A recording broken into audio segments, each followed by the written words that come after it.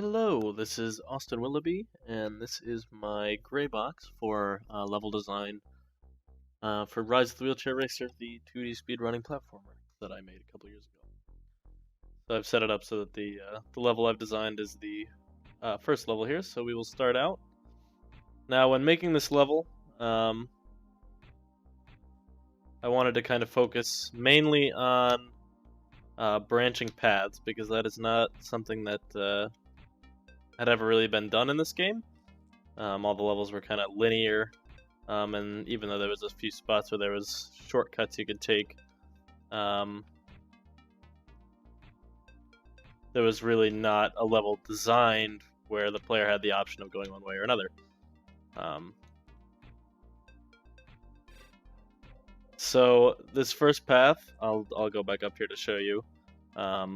This first path focuses a lot on these tower jumps, these vertical jumps right here, which is a very technical jump to make, and it takes a lot of practice to get good at it. Luckily, I have probably more practice than anybody in this game, so once you've played for tens and tens of hours, maybe even hundreds of hours, this jump is as easy as it looks. But I guarantee you, for a new player, it is, or even somebody that's played for a couple hours, this is still not an easy jump to get a hang of. So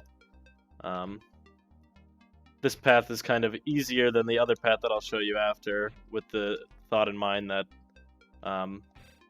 it requires a jump that just takes a ton of mastery. So we just finished there. Let me head back to the level. So now we will take the second path, which focuses much less on a technical jump and more on a precision-based jump, which is equally difficult to master. It's actually one that I just have less practice with because there's only one of them in the game right now. But it is a very difficult jump to make, and it's not even this one. This one's actually kind of easy to get. It's this jump coming up right here, so we've got to get on that block. So you have to jump at just the right time, but you need to slow yourself down enough, there we go, to get on without hitting that spike. So that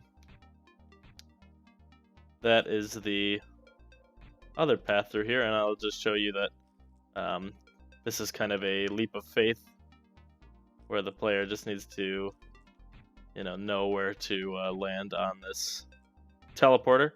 Originally I had it so that the player landed at the bottom, and they would actually have to impale themselves on a spike to get out of the pit, but then I realized in easy difficulty, players could place spawns down there and then they'd get trapped forever, so that is why it is just an instant suicide down there.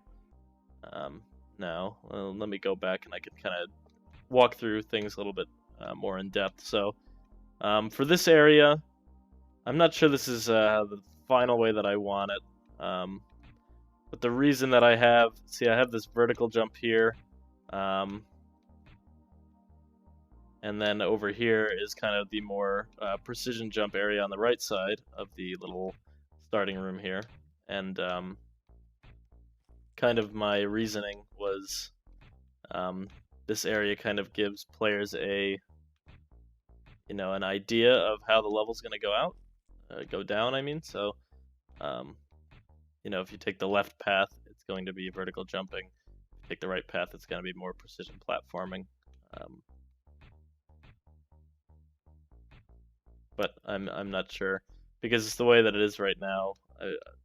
Personally, I mean, this might just be me, but every time that I play through it, I always just take this right path. So we'll see. I've got to get it in front of more people and see if that's the general trend or if that's just me.